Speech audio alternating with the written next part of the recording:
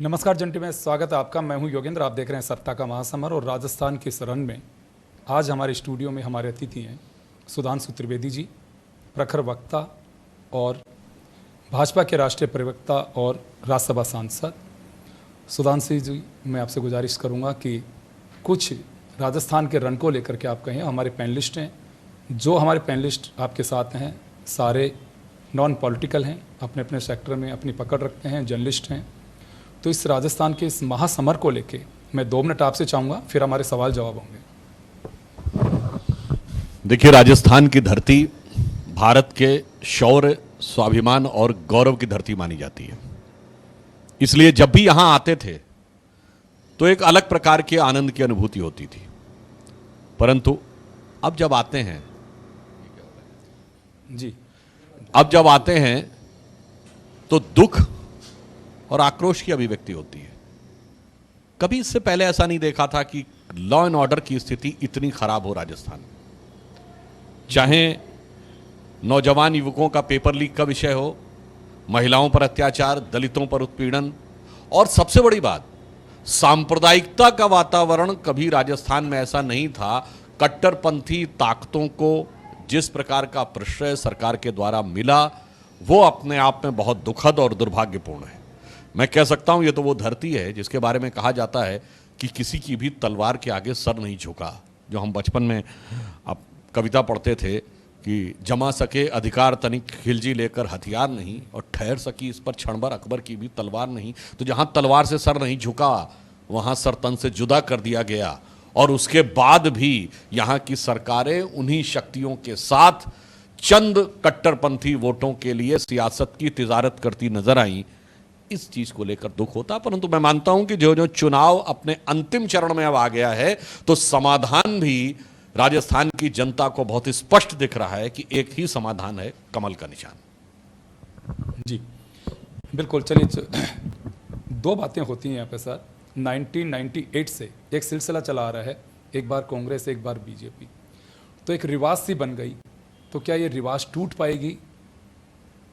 देखिए, मैं ये कह सकता हूं कि राजस्थान की जनता के मन में जो आक्रोश और दुख का स्थान है इस सरकार को लेकर, जो कुछ कहा गया था उसके ठीक विपरीत आचरण हुआ। याद करिए, कहां राहुल गांधी जी ने कहा था, देखिए कैसे 5 साल में पार्टियां बदल जाती हैं। मैं एक उदाहरण देना चाहता हूं। पहले 5 साल पहले इन्होंने कहा था 10 दिन के अंदर सारे किसानों का कर्जा माफ। क्या हुआ? 5% किसानों का भी कर्जा नहीं माफ हुआ। नौजवानों को 3,500 रुपया बेरोजगारी भत्ता देंगे तो उनको पेपर लीक मिला। मैं एक उदाहरण देना चाहता हूं। यही राजस्थान की धरती है। 2018 का चुनाव था। पुष्कर में जाकर राहुल गांधी जी ने अपना गोत्र बताया था। किसी नेता ने आज तक कभी मंदिर में पूजा करने के बाद यह नहीं बताया। बाकायदा कांग्रेस की ऑफिशियल प्रेस कॉन्फ्रेंस में उनकी जाति और गोत्र बताया गया था, और इस चुनाव में कहते हैं जातिगत जनगणना कराओ। मतलब ऐसी पलटी मारते हुए तो आपने कभी किसी को नहीं देखा होगा, जो राजस्थान की धरती पर उदाहरण देखने को मिलता है। अब उदाहरण याद करिए, 4 साल पहले जयपुर में महंगाई पे लेके एक रैली हुई कि हाँ, महंगाई बहुत बड़ा मुद्दा है। ठीक है साहब, अगर आपको लगता था। वैसे तो अभी जो लेटेस्ट आंकड़े हैं उसमें महंगाई 5% के नीचे आ गई है। पिछले हफ्ते के आए आंकड़े में 4.87% के नीचे आ गई है। यानी महंगाई अब नियंत्रित होने की स्थिति की तरफ। मगर महंगाई की रैली में जयपुर में 10 मिनट हिंदुत्व में भाषण दिए। यानी आप देखिए, विषय कुछ होगा, कहेंगे कुछ। पहले 18 में कुछ कहते थे, अब कहते हैं कुछ। तो मतलब मुझे इनके लिए वो पंक्ति लागू होती है कि पल भर में ये तोला है, पल भर में ये माशा है, और करते तो तमाशा है पर खुद ही तमाशा है। जी राजीव जी। सुधांशु जी, आप काफ़ी दिनों से राजस्थान है और काफ़ी समझ भी रहे हैं राजस्थान को। अब आप क्या माहौल देखते हैं पार्टी के उसमें कि पार्टी कितनी सीटों तक जा, तो टिकट वगैरह सब बढ़ गए, जब कुछ वोट डलने वाले समय आ रहा है तो कितनी सीटों तक आपके? देखिए, पिछले लंबे समय यहाँ रहते हुए मैं देख रहा हूँ कि उत्तरोत्तर भारतीय जनता पार्टी के पक्ष में वातावरण बनता जा रहा है। उदाहरण के लिए, अभी जयपुर के बारे में कहा जाता था, तमाम प्रकार के किंतु परंतु की बातें जयपुर क्षेत्र के लिए कही जाती थी, और प्रधानमंत्री जी की कल के रोड शो के बाद एकदम वातावरण उठा है। तो मैं ये कह सकता हूं, देखिए एग्जैक्ट संख्या तो मतदान के बाद जो फीडबैक आएगा पार्टी के पास तब बता सकते हैं, पर अब इतना जरूर दिख रहा है कि भारतीय जनता पार्टी के पक्ष में प्रभावी और प्रचंड जनादेश आता हुआ दिख रहा है। एक और इससे जुड़ा हुआ सवाल है कि पार्टी में राजस्थान में 2 गुट माने जाते थे, एक पूर्व मुख्यमंत्री वसुंधरा राजे का, एक दूसरा संगठन का। वसुंधरा राजे 4 साल तक पार्टी संगठन के किसी कार्यक्रमों में शामिल नहीं, पार्टी से दूरी बना के रखी। अब जब चुनाव आ गया तो माहौल, मुख्यमंत्री की बात होती, वो अपना दावा ठोकती हैं, उनके समर्थक भी इसी चीज़ को कहते हैं, तो उसको पार्टी किस रूप में या क्या देखेगी? देखिए हमारे यहाँ कोई गुट नहीं होता है। भारतीय जनता पार्टी एक विचारधारा प्रेरित कैडर आधारित पार्टी है। तो हमारा एक ही गुट है, राष्ट्रवादी गुट। हाँ, गुट वहां होता है जहां पर आपको, मतलब एक विचित्र उदाहरण राजस्थान ने प्रस्तुत किया। 2019 के लोकसभा चुनाव में कांग्रेस ने घोषणा पत्र में कहा कि देशद्रोह का जो कानून है इसका दुरुपयोग होता है, इसलिए हम इसे समाप्त कर देंगे, सिडेशन लॉ। पर 2019 के बाद अगर किसी सरकार ने सबसे पहले सिडेशन के लॉ का, देशद्रोह के कानून का प्रयोग किया तो वो राजस्थान की सरकार थी, अशोक गहलोत जी की सरकार। किसके विरुद्ध किया? अपराधियों आतंकवादियों के विरुद्ध नहीं, वो सरतन से जुदा वालों के विरुद्ध नहीं, या उसके जैसे लोगों के विरुद्ध नहीं, विधायकों के विरुद्ध। कौन से विधायकों के विरुद्ध? विपक्षी दल के विधायक नहीं, अपनी पार्टी के विधायकों के विरुद्ध, जो सचिन पायलट गुट के थे। तो साहब ये होती है गुटबाजी। और अब गुटबाजी इतना ही नहीं है, राजस्थान में एक ऐसा अद्भुत उदाहरण आपको देखने को मिला जो भारत की राजनीति में कहीं देखने को नहीं मिलेगा, कि जो व्यक्ति संभावित राष्ट्रीय अध्यक्ष होने जा रहा था पार्टी का, अशोक गहलोत जी, वो बागी हो गए। राष्ट्रीय अध्यक्ष बागी होते हुए उदाहरण आपको कहीं देखने को मिले, इसे कहते हैं गुट। और इतना ही नहीं, राजस्थान में वो भी आपको वीडियो वायरल हुआ था, ध्यान है? वीडियो की प्रामाणिकता बातें, वीडियो क्या वायरल हुआ, जैसे ही उन्होंने कहा नहीं सोनिया गांधी राहुल गांधी जिंदाबाद नहीं, कहो अशोक गहलोत जिंदाबाद, और दोनों का मुर्दाबाद। ये होता है गुट, इसलिए मैंने कहा। इसी से जुड़ा हुआ, मतलब जो वसुंधरा राजे के समर्थक हैं, उनके जब टिकट काटे गए तो वो ये कहते थे कि हम वसुंधरा गुट के हैं इसलिए हमारे टिकट काटे गए। इसका खंडन ना तो वसुंधरा जी ने किया, उनको चाहिए था तो वो करती कि मेरा कोई गुट नहीं है, लेकिन कहीं मौन स्वीकृति थी उनकी, तो उस रूप में हम लोग तो उस रूप में भी देखते हैं। देखिए हमारे यहाँ किसी का भी कोई गुट नहीं है। वसुंधरा जी हमारी वरिष्ठ नेता हैं, 2 बार मुख्यमंत्री नहीं है, और उत्तर यहाँ अगर देखा जाए तो सबसे वरिष्ठ नेता हैं। उनका पूरा मान सम्मान है। किसी का कोई भी टिकट काटा जाता है तो पार्टी वस्तु स्थिति का विश्लेषण करके, चुनाव समिति सभी संभावित परिस्थितियों और समस्याओं का विचार करके ये देखती है। इसमें किसी के नज़दीकी और वो होने का अंतर नहीं रहता है, ये दूसरी पार्टियों में होता है। कारण फिर मैं कह देता हूं, हम विचारधारा प्रेरित कैडर आधारित पार्टी है, कांग्रेस सत्ता प्रेरित लीडर आधारित पार्टी है।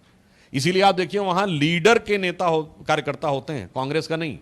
लीडर बढ़ता है, उनका कार्यकर्ता बढ़ जाता है। लीडर पार्टी छोड़ के जाता है, वो कार्यकर्ता पार्टी छोड़ के चला जाता है, फिर वो वापस आता है, फिर वापस आ जाता है। इसलिए ये समस्या उनके यहाँ की है, वो अपने नजरिए से देख रहे हैं, इसलिए उन्हें ऐसा लगता है। सर राजीव जी ने जो सवाल किया उसमें एक आगे की भी मैं एक छोटा सा एक सवाल मैं भी करना चाहूँगा। कहा यह जा रहा है कि गुटबाजी के चलते ही पहली बार बीजेपी ने कोई चेहरा नहीं रखा कि आखिर मुख्यमंत्री किससे बनाया जाए। 2 चुनाव वसुंधरा राजे के नेतृत्व में लड़े गए, बल्कि कहूँ 4 चुनाव बाकायदा फेज थी, वो 2 बार सफल हुई, 2 बार नहीं हो पाई। अब की बार एक नया प्रयोग किया है कि विधायक तय करेंगे, लेकिन उसकी वजह बताई जा रही है गुटबाजी। देखिए ऐसा नहीं है, पार्टी भिन्न भिन्न राज्यों में परिस्थितियों के अनुसार हम कभी प्रोजेक्ट करते हैं, कभी नहीं प्रोजेक्ट करते। बताइए 2017 में योगी जी प्रोजेक्टेड थे क्या? कोई नाम भी नहीं जानता था। आज वो भारतीय जनता पार्टी के सबसे प्रभावशाली मुख्यमंत्रियों में से एक हैं। जैसे आपने बात कही 2003 में हमने राजस्थान में वसुंधरा जी को प्रोजेक्ट किया था, पर 2003 में छत्तीसगढ़ में किसी को नहीं प्रोजेक्ट किया था। तो इसका किसी नेता के प्रति सद्भावना या दुर्भावना से कोई लेना देना नहीं है। ये पार्टी परिस्थितियों का आकलन करके निर्णय देती है। जी चारू जी कुछ पूछना चाह रहे हैं। सुधांशु जी, मैं आपसे पूछना चाहूँगी कि जैसे एक तो पहले धन्यवाद देना चाहूँगी कि आप लोग महिला आरक्षण बिल राज्यसभा में लेकर के और ये कानून पारित हुआ, लेकिन इस चुनाव के अंदर आपने भी केवल मात्र 20 ही टिकट्स राजस्थान में दिए हैं, जबकि मेरा मानना है कि कांग्रेस ने शायद 25 के लगभग दिए हैं। तो क्या आप कानून का झंडा चलने पर ही टिकट बांटेंगे? क्या बिना कानून लाए आप ज़्यादा टिकट और नहीं दे सकते थे? देखिए, हमने पहली बात, महिला आरक्षण विधेयक का नाम नारी शक्ति वंदन विधेयक रखा है। ये किस प्रकार का सम्मान भारतीय जनता पार्टी और मोदी जी के मन में है, ये उसको अभिव्यक्त करता है। और इतना ही नहीं है, हम चांद के अछूते कोने दक्षिण ध्रुव पर पहुंचने वाले दुनिया के पहले देश बने, और ये अधिकार हर उस देश को होता है कि उस पॉइंट का नाम रखे, तो उस पॉइंट का नाम भी पॉइंट शिव शक्ति रखा है। और महिलाओं के सशक्तिकरण के लिए जो कार्य किए, आज सबसे ज्यादा महिला मंत्री केंद्रीय मंत्रिमंडल में हैं तो हमारी सरकार के समय में है। अगर आप देखें तो उज्ज्वला योजना में उनकी सहभागिता से लेके ये जो मुद्रा योजना थी उसमें 55% लाभार्थी महिला हैं। इतना ही नहीं, देखिए वास्तविक सशक्तिकरण कैसे होता है। 4 करोड़ आवास प्रधानमंत्री आवास योजना में मिले निर्धन वर्ग के लिए, उसमें 3 करोड़ में जो रजिस्ट्री हुई है उसमें मालिकाना हक में महिला का नाम लिखा है। मैं दावे के साथ कहता हूं 2014 से पहले गरीब वर्ग की 3 करोड़ महिलाएं इस देश में ऐसी नहीं होंगी जिनके अपनी जायदाद में मालिकाना हक में उनका नाम लिखा हो। अब हमने ये विधेयक पारित किया है उत्तरोत्तर महिलाओं को आगे बढ़ाकर। और लेकिन इस चुनाव में तो आपने उनको छोड़ दिया, 5 साल के लिए हमको आगे छोड़ दिया कि 5 साल बाद देखते हैं कि आगे क्या होता है। दूसरी मगर एक बात और कह दूं, जी चैरिटी बिगिंस एट होम। जी हम दुनिया की इकलौती पॉलिटिकल पार्टी हैं जिसने अपने संगठन में महिलाओं को 1/3 आरक्षण दे रखा है। इसलिए मैं कह रहा हूं उनको उत्तरोत्तर विकसित करते हुए उस स्थान तक ले जा रहे हैं। बाकी पार्टियां दावा करती हैं अरे भाई अपनी पार्टी में तो करके दिखा देते पहले। दूसरा एक छोटा सा प्रश्न हो रहा है, आपने महिला सुरक्षा के लिए भी बात कर रहे हैं कि महिला सुरक्षा राजस्थान में अभी अत्याचार बहुत हो रहे हैं, तो जब बीजेपी की सरकार आएगी तो इस तरह का घटनाएं जो हैं ख़त्म ही हो जाएंगी। तो क्या आपको ऐसा लगता है कि इस जो सामाजिक बुराइयां इस समय चल रही हैं उनके रहते बिल्कुल महिला अत्याचार इस तरह से ख़त्म हो जाएगा? दूसरा प्रश्न इसी के साथ जुड़ा हुआ है कि जिस तरीके से आपने अपने संकल्प पत्र में लिखा है कि भाई हम को ये जो है महिला थाने हर जिले के अंदर खोलेंगे, तो क्या केवल महिला थाने खोलने से महिला अत्याचार खत्म हो जाएगा? क्योंकि मेरा मानना है कि जब तक बेसिक इंफ्रास्ट्रक्चर नहीं होगा, महिलाओं के लिए अलग से फास्ट ट्रैक अदालतें नहीं होंगी उनकी समस्याओं का निवारण करने के लिए, तब तक ये सब बातें मतलब बेमानी लगती है मुझे। देखिए, महिलाओं पे अत्याचार और सरकार के द्वारा प्रभावी कानूनी कार्रवाई नहीं करना एक चीज है, उससे बुरी चीज है सरकार की मानसिकता। अगर सरकार का एक अत्यंत सीनियर मिनिस्टर बलात्कार के आरोपों के ऊपर इस ढंग से मजाक उड़ाते हुए कहे कि राजस्थान मर्दों वाला प्रदेश है इसलिए बलात्कार अधिक होते हैं, तो यह चीज बहुत पीड़ा देती है और दुख की बात है कि उस पर कोई कार्रवाई ना हो। तो इस ढंग की जब बातें होती हैं तो वो बहुत कष्टप्रद लगती हैं।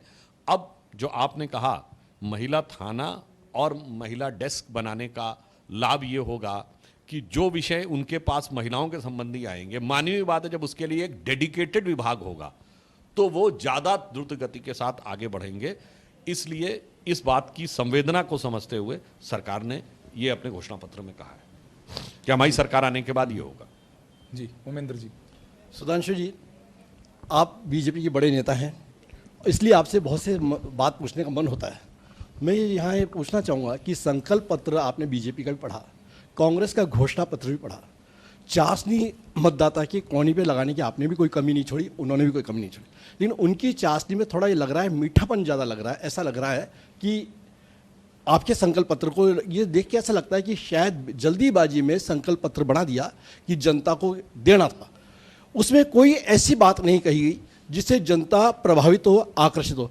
कांग्रेस ने थोड़ा बहुत करने की कोशिश की, आप 500 रुपये 450 में सिलेंडर देंगे, उन्होंने घोषणा पत्र के बाद कह दिया हम 400 में देंगे। यानी कुल मिला के इस चुनाव में जिस प्रकार का माहौल हुआ है, तुष्टिकरण पुष्टिकरण की बातें हुई है। इस चुनाव में जिस प्रकार का मैंने पहली बार देखा है कि प्रधानमंत्री जी ने भी कह दिया कि मेरे पिताजी को गाली निकाली, और वो कांग्रेस के अध्यक्ष कह रहे हैं मैंने तो नहीं निकाली। यानी जनता इस प्रकार की गुमराह हो गई। ऐसी स्थिति में आपने जो बागी लोग थे जिनको टिकट दे दिए, जो निष्ठावान कार्यकर्ता उनकी आपने उपेक्षा की। सेम पोजीशन है कांग्रेस में भी है, ऐसा नहीं आपके यहीं हुआ है, कांग्रेस में हुआ है, लेकिन सबसे अधिक बागी आपके हैं। सबसे जो जिन्होंने पार्टी को गालियां निकाली वो आपके हैं। दो पार्ट में पूछ लीजिए। काफी क्वेश्चन है। देखिए, आपने जो चाशनी की बात कही तो ये तो हकीकत उन पे लागू होती है। अशोक गहलोत जी को 15वां साल है मुख्यमंत्री के रूप में, और जब 15 दिन नहीं रह गए सरकार के, तब कह रहे हैं हम ये कर देंगे वो कर देंगे। ये बात बहुत हास्यास्पद लगती है और ये चाशनी नहीं, ये झांसा लगती है जनता को। और मैं इसलिए कहूं कि कोई नई पार्टी होती जैसे वो दिल्ली में आई ना नई नवेली अजब अलबेली पार्टी जो नए नए रंग करतब दिखाती रहती है, ऐसी कोई पार्टी होती जो कहती है हम आएंगे तो ये कर देंगे, समझ में आता। साहब 55 साल आपने राजस्थान में राज किया, 55 साल केंद्र में राज किया, और आपकी पार्टी का शासन नहीं रहा, आपके बाप दादों का शासन रहा, खानदान का शासन रहा। अब आप कहें जी अब हम आएंगे तो ये कर देंगे, तो मतलब वो जो कहावत होती ना कि बाप न मारी मेड की बिटवा तीरंदाज, अब अगर आप यह कहना शुरू करते हैं तो लगता है कि आप सीधे सीधे धोखा दे रहे हैं जनता को। हम जो कहते हैं वो हम करके दिखाते हैं। जैसे हमने सिलेंडर की बात कही नहीं, प्रधानमंत्री जी ने 2014 में उज्ज्वला योजना में सिलेंडर दे के दिखाया। हमने ये बात सिर्फ कही नहीं, मुद्रा योजना में 34 करोड़ लाभार्थियों को दे के दिखाया। हमने सिर्फ कहा नहीं, हर गांव में बिजली सड़क पहुंचा के दिखाया। हमने सिर्फ कहा नहीं, 11 करोड़ घरों में शौचालय पहुंचा के दिखाया। हमने सिर्फ ये कहा नहीं, 4 करोड़ गरीबों को आवास दे के दिखाया। हमने सिर्फ कहा नहीं, 70 से अधिक एयरपोर्ट बना के दिखाए। राजस्थान में जो ट्रेन्स हैं 75% का विद्युतीकरण करके दिखाया। 23 नए मेडिकल कॉलेज हैं जो हमारे ज़माने में स्वीकृत हुए हमारी केंद्र सरकार ने, और 12 उसमें फंक्शनल हो गए हैं। तो गारंटी इस देश में एक ही है, मोदी की गारंटी, बाकी सब ढपोर शंख है। सुधांशु जी, इसी में है कि आप जिस प्रकार के मतदाताओं को आकर्षित तो नहीं कर पा रहे हैं, लेकिन भय का वातावरण अवश्य बना रहे हैं कि यदि हमारी सरकार आ गई तो इनको सबको जेल भेजेंगे, हमारी सरकार आ गई, मतलब आपने विकास की बात न करके जेल का एक भय दिखाने की हम जांच करेंगे। देखिए, राजस्थान की जनता हमेशा क्या है कि बेचारे के साथ चलती है, तो आप इस प्रकार की जेल का वातावरण बना के, इस प्रकार का माहौल बना के, आपने OPGS की बात नहीं की, आपने गंगानगर शुगर मिल की बात नहीं की, आपने जयपुर मेटल की बात नहीं की, आपने केशवराय पाटन शुगर मिल की बात नहीं की, यानी और ना आपने रिफाइनरी की बात की। तो जनता आपको क्यों वोट दे और किस आधार पे दे? आपने बात कही जेल की। जिन लोगों को लगता है कि भ्रष्टाचार के आरोप में उन लोगों के ऊपर कार्रवाई हो रही है, तो मैं कांग्रेस की 6 सरकारों का नाम गिनाता हूं। कांग्रेस की सरकार, हमारी नहीं। 2 सरकारें डॉक्टर मनमोहन सिंह की, एक PV नरसिम्हा राव की, एक राजीव गांधी जी की, और 2 सरकारें जो उनके रहमो करम पे चली, देवगौड़ा जी की, गुजराल जी की। इन 6 में से एक सरकार बता दी इसमें कांग्रेस का कोई बड़ा नेता कोर्ट कचहरी और जांच एजेंसियों के चक्कर न काटा हो भ्रष्टाचार के आरोप में। जब राजीव गांधी जी पे आरोप लगा था तो कहीं भाजपा का नामो निशान था क्या? PV नरसिम्हा राव प्रधानमंत्री पद से हटने के बाद अदालत की चौखट में खड़े हुए जाके भ्रष्टाचार के आरोप में। भारत की राजनीति का इकलौता केस जिसमें कोर्ट में प्रूव हुआ, 1994 झारखंड मुक्ति मोर्चा रिश्वत कांड कि पैसा लेके सरकार बचाई, प्रूवन, कोर्ट के द्वारा प्रूवन। मोदी जी अमित शाह जी का तो नाम ही नहीं था। और मनमोहन सिंह जी के जमाने में सब देखिए, अभी वो नेशनल हेराल्ड का केस आया है, ये कब दर्ज हुआ? अक्टूबर 2013। कैसे दर्ज हुआ? दिल्ली हाई कोर्ट के द्वारा। तो साहब भ्रष्टाचार उनकी फितरत में है, अन्यथा। और ये बताइए, जेल जाने की बात आप करें, लालू प्रसाद यादव जी 1997 में जेल चले गए थे, जब तक भाजपा की सरकार नहीं आई थी कभी भी केंद्र में। अब बताइए, अब पर्ची फाड़ते हैं 2014 के बाद के मोदी जी के ऊपर। इसलिए देश की जनता ये समझती है कि भ्रष्टाचार उनकी फितरत में, अन्यथा फिर मैं कह रहा हूं, इन 6 सरकारों में, अपनी 6 सरकारों में एक सरकार बता दें जब उनके बड़े नेताओं ने भ्रष्टाचार के आरोप में एजेंसियों के चक्कर न काटे हो। जी अजय जी, नमस्कार सर। मैं आ रहा हूं सर, आपके पास में जी। मैं राजस्थान के व्यवसाय समाज से बिलोंग करता हूं। बीजेपी से हम लोगों को बड़ी सी उम्मीद रहती है, क्योंकि काफ़ी हद तक हम लोगों ने ये देखा है कि जैसे चाहे आज सेंटर के अंदर है, देश में औद्योगिक वातावरण है, तो आपके जो मैनिफेस्टो में है, ऐसा कोई हमारे को वो रोड मैप नहीं दिखा कि जो राजस्थान के व्यवसाय जगत को या राजस्थान के जो बिजनेस इंडस्ट्री है, MSMEs हैं, इनको कहीं डेवलपमेंट करने के लिए ये जरूर कहा गया है कि सब हम उनको डेवलप करेंगे, ये करेंगे। 2000 करोड़ रुपये हमारे लिए एक फंड रखा गया है टूरिज्म के लिए। टूरिज्म तो ऑटोमेटिकली राजस्थान की एक गढ़ है जहाँ पर हमेशा से दिया जाता है, जो करा जाता है। तो क्या मैं उम्मीद करूं कि जो अगर सत्ता में बीजेपी इस साल आती है तो जो यहाँ पर वातावरण है या बिजनेस है उसको और ज़्यादा बेटर किया जा सकेगा, और किस तरीके से किया जा सकेगा? मानी हुई बात है, यदि हमारी सरकार प्रदेश में भी होगी तो डबल इंजन के द्वारा विकास और योजनाओं को नया मूर्त रूप दिया जा सकता है, जो कई बार किन्हीं कारणों से, जैसे मैं उदाहरण देना चाहता हूं, जल जीवन मिशन हमने शुरू किया। अब जैसलमेर बाड़मेर की तरफ का इलाका जहां पानी की बहुत बड़ी समस्या है, वहां 10% भी काम नहीं हुआ। इसलिए नहीं हुआ कि प्रदेश की सरकार को लगता है इसका क्रेडिट तो केंद्र सरकार को चला जाएगा। अब देखिए, राजस्थान के संदर्भ में बताता हूं, जैसे मोदी जी ने किस ढंग से सोचा। यहां पश्चिमी राजस्थान का वो क्षेत्र जहां पानी की कमी है, यह चुनौती है, पर सूर्य की अधिकता है, यह एक अपॉर्चुनिटी है। तो आप देखिए, सोलर एनर्जी को लेकर जिस ढंग का बड़ी योजना बनाई हमने, और वो योजना सिर्फ ये नहीं थी कि सोलर में हमने कितना अचीव करना था। सरकार ने टारगेट रखा था कि 2030 तक 40% इंस्टॉल्ड कैपेसिटी पावर की ग्रीन एनर्जी होनी चाहिए, जिसमें मेजॉरिटी सोलर एनर्जी होगा। और पहली बार ऐसा हुआ कि वो टारगेट 8 साल पहले अचीव हो गया 2022 में। अब 2030 के लिए 50% कर दिया गया है। अगर हमारी सरकार यहां होगी तो ये सोलर इंडस्ट्री का एक बहुत बड़ा हब बनेगा। और ये किसी सरकार ने नहीं सोचा होगा कि इंटरनेशनल सोलर अलायंस बनेगा जिसका केंद्र भारत में बनेगा। यानी हम लीडर बन गए विश्व में सौर ऊर्जा उत्पन्न करने वाले देशों में, जिसमें राजस्थान और गुजरात, इन 2 राज्यों का सबसे महत्वपूर्ण भूमिका होने वाली है। अब यदि यहां भी हमारी सरकार होती तो फिर वो अब तक वो उद्योग और वो इंडस्ट्री एक नए रूप में विकसित हो गई होती। जैसे जोधपुर के पास हेलीकॉप्टर बनाने की यूनिट, मानवीय बात है, जब वो विधिवत ढंग से स्थापित होगी तो उसके एंसेलरी सेटअप के अंदर बहुत सी एमएसएमईज को उसमें बहुत लाभ और रोजगार मिलेगा। यदि राज्य सरकार सकारात्मक दृष्टि से छोटी इंडस्ट्रीज को स्थान, लाइसेंस और सहूलियत देगी तो वहां उद्योग उपजने का बहुत अच्छा मौका मिलेगा। पर देखा गया है कि जैसे इसमें जो अब जैसे आपने एक और बात कही टूरिज्म की, अगर कोई एक चीज टूरिज्म को सबसे एडवर्स इफेक्ट करती है तो वो है law and order. Law and order पे मैंने चिंता व्यक्त की है। लॉ एंड ऑर्डर थोड़ा और डिटोरिएट होगा तो निश्चित रूप से टूरिज्म पे इफेक्ट पड़ता है, और यदि लॉ एंड ऑर्डर मजबूत होता है तो टूरिज्म में बहुत अंतर आता है। मतलब ऑन द लाइटर नोट कहना चाहता हूं, मैं उत्तर प्रदेश का रहने वाला हूं। पहले भरतपुर से मथुरा जाओ तो कुछ और समझ में आता था, अब मथुरा से भरतपुर आओ तब वो समझ में आता है। ये अंतर आ गया। एक चीज़ और मैं कहना चाहूँगा, कहीं ना कहीं हम लोगों के देखा गया पहले भी जो भाजपा शासन वगैरह रहते हैं, डिसेंट्रलाइजेशन रहता है, या तो ब्यूरोक्रेसी हावी रहती है या कोई भी डिसीजन लेने में कोई सेंट्रलाइज पावर होती है।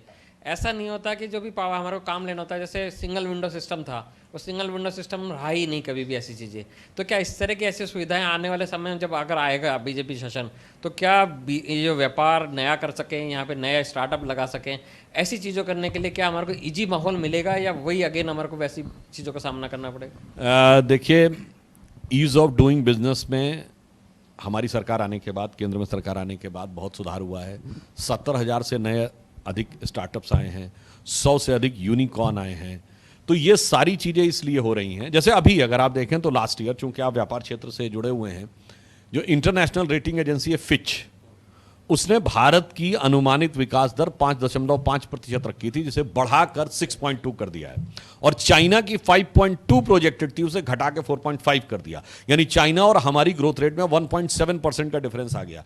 तो ये इसलिए, और अब जिन राज्यों में अगर हमें सही सहूलियत मिलेगी तो उस राज्य को विकास में एक नया स्थान और नया मुकाम प्राप्त हो। जी सुधांशु साहब, मैं MNIT से एक्स प्रोफेसर एंड हेड था इलेक्ट्रॉनिक्स का, और फार्मर से 2011 के अन्ना जी के आंदोलन के बाद सिंपैथी हो गई।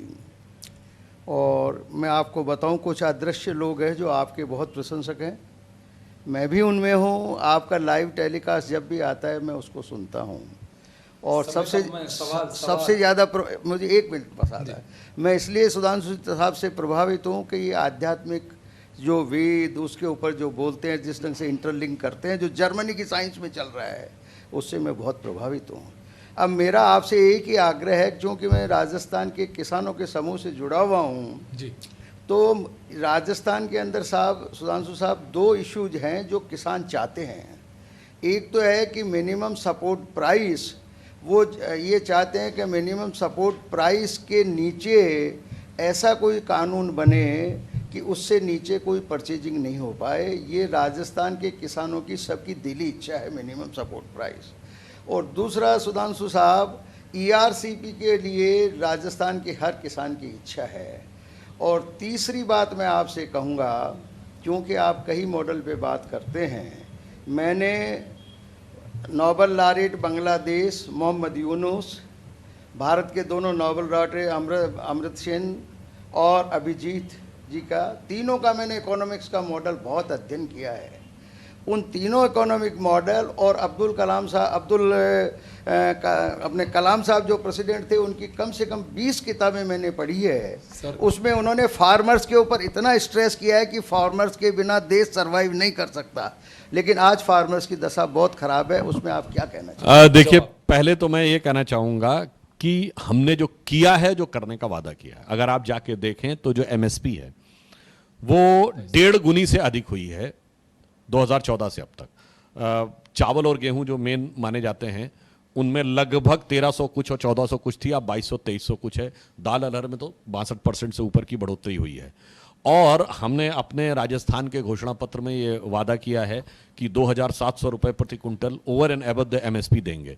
अब जो आपने किसान के विकास की बात कही, एक और बात कहूं, ये पिछली सरकारों की जो सोच थी ना कि वो कर्जा माफ कर दो, थोड़ा सा पैसा दे दो, इससे विकास नहीं होता है। पूरा समग्र विकास करना है तो गांव को सुविधाओं से भी लैस करना पड़ेगा ताकि ये एनवायरनमेंट तो हो उसके पास आगे बढ़ने का। इसीलिए हर गांव में बिजली, पानी, सड़क, आज के इस युग में हाई स्पीड इंटरनेट और फाइबर इंटरनेट तक हमने पहुंचाने की व्यवस्था की है ताकि किसान दुनिया से जुड़ सके और आगे वो उसके बारे में करते हुए मार्केट से भी जुड़कर काम कर सके। और जो हमने मुद्रा योजना और छोटी योजनाएं शुरू की ना, देखिए किसान तब खुशहाल होगा जब किसान के हर परिवार के किसी एक न एक सदस्य को किसानी के अलावा एक छोटा रोजगार और भी उसके पास आय का स्रोत होगा, क्योंकि आबादी बढ़ती जाएगी, एक जमीन में कितने लोग आने वाली पीढ़ियों में काम करेंगे। इसलिए अगर देखें तो मोदी जी ने इस पर एक बहुत वास्ट एंगल को ध्यान में रखकर काम किया है। और एक आपसे लास्ट में कह दूंगा, आपने अभी जो आध्यात्मिक वाली बात कही तो मैं आपका अभिनंदन करता हूं साहब। एक तरफ हिंदू धर्म वो है जिसमें वर्नर हाइजेनबर्ग जिसने अनसर्टेनिटी प्रिंसिपल दिया उसको ज्ञान नजर आता है, इरविन श्रोडिंगर जिसने वेव की इक्वेशन दी उसको ज्ञान नजर आता है, एटॉमिक स्ट्रक्चर देने वाला नील्स बोर उसने अपनी किताब व्हाट इज लाइफ में एक चैप्टर उपनिषदों के ऊपर लिखा है। रॉकेट साइंस, मतलब जो व्यक्ति साइंस नहीं जानता वो कहता है ना अरे ये कोई रॉकेट साइंस है क्या, सबसे कठिन साइंस जो मानी जाती। रॉकेट साइंस का फादर वर्नर वॉन ब्रॉन का गुरु हरमन ओबर्थ, वो वेदों को पढ़ता था ज्ञान के लिए, जिसमें इतना ज्ञान भरा हो उसमें अगर किसी को कोरोना वायरस नजर आता हो, किसी को डेंगू मलेरिया नजर आता हो, वो सेमिनार करता हो इरेडिकेशन ऑफ सनातन धर्म यानी हिंदू धर्म का समूल नाश, उसको HIV तक नजर आता हो, तो मुझे लगता है वो वायरस उसके दिमाग में घुस गया है, वायरस यहां नहीं। और वो वायरस भी क्या है मैं बता देना चाहता हूं, 2 प्रकार के वायरस घुस गए हैं। वो M फैक्टर है वायरस का, एक Macaulay virus of 19th century, 2 Marxist virus of 20th century, और इसके अलावा मनी का वायरस भी है, सबको जो भ्रष्टाचार करके अपने अपने परिवारों को संपत्ति देनी है उनका वायरस है।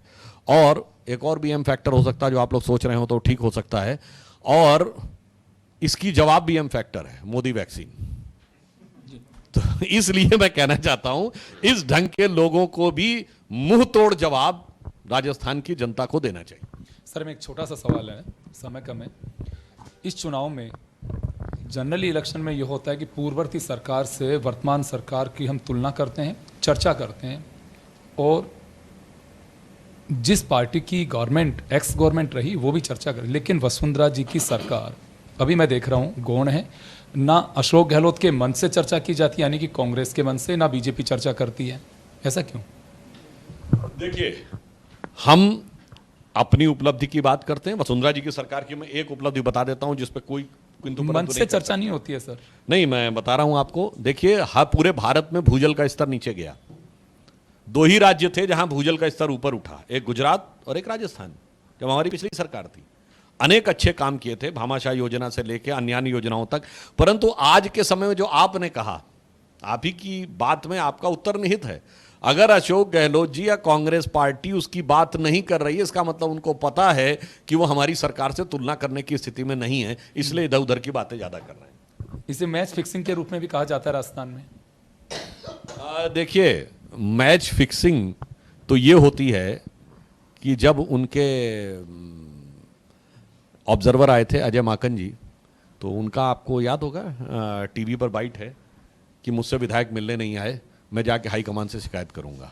ये फिक्सिंग होती है। ऑब्जर्वर आया, विधायक मिले ही नहीं, उनसे कहा गया था कि मिलेंगे, फिर बड़े बेआबरू होकर तेरे कूचे से हम निकले, वापस जाके चले गए। सर एक आखिरी सवाल है, आइडियोलॉजी की बात सब कोई करते हैं, लेकिन वास्तव में आपको लगता है कि आइडियोलॉजी बची है किसी भी पार्टी की?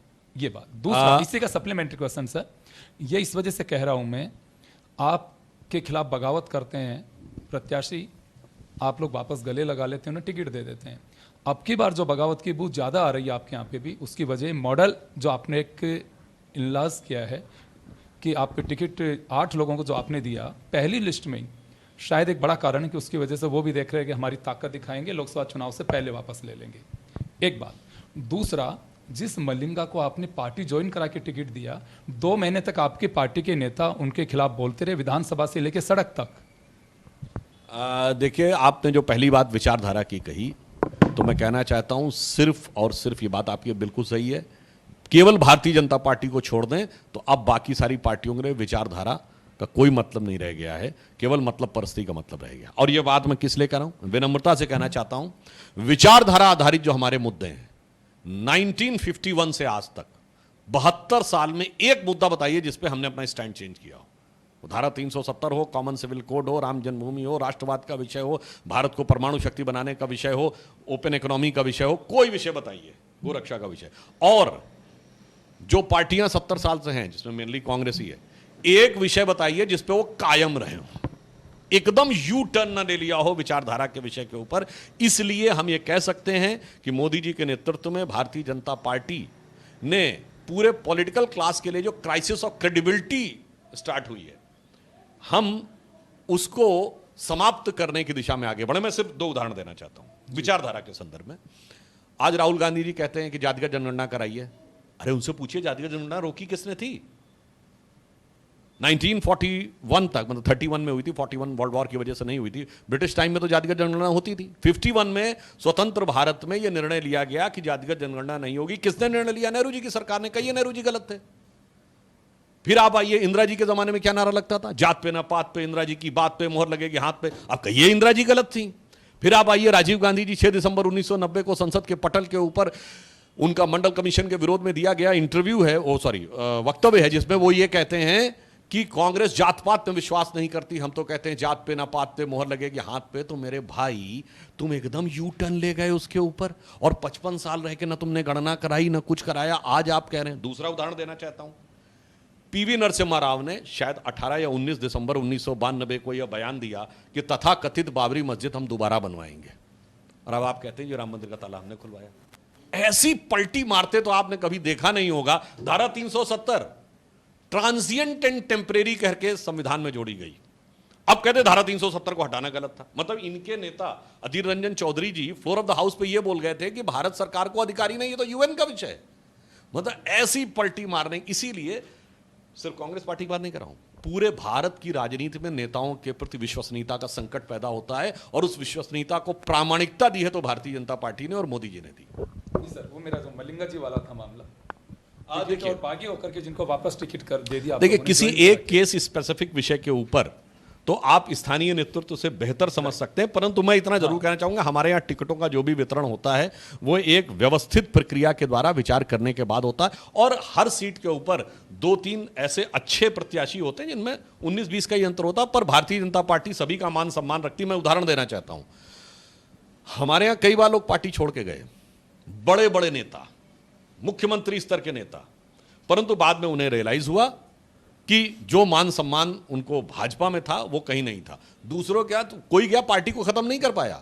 दूसरी जगह कांग्रेस में जो छोड़ के गए, ममता बनर्जी कांग्रेस में थी ना, छोड़ के गई बंगाल में खत्म। जगनमोहन रेड्डी कांग्रेस में थे ना, छोड़ के गए आंध्रा में खत्म। शरद पवार कांग्रेस में थे, छोड़ के गए खत्म। कैप्टन अमरिंदर सिंह पंजाब में थे, छोड़ के गए खत्म। क्योंकि मैंने फिर कहा, वो लीडर बेस्ड पार्टी, हम कैडर बेस्ड पार्टी, वो सत्ता प्रेरित पार्टी, हम विचारधारा प्रेरित। चले, सुधांशु जी निश्चित रूप से एक प्रखर वक्ता, पार्टी की बात अपने तरीके से, मजबूत तरीके से रखने वाले जाने जाते हैं। बहुत शॉर्ट नोटिस में हमने हमारे अतिथियों को भी आमंत्रित किया। आप सभी का बहुत बहुत शुक्रिया, और हमारे दर्शकों का भी आभार। सत्ता के महासमर में बस इतना ही, दीजिए इजाज़त, नमस्कार।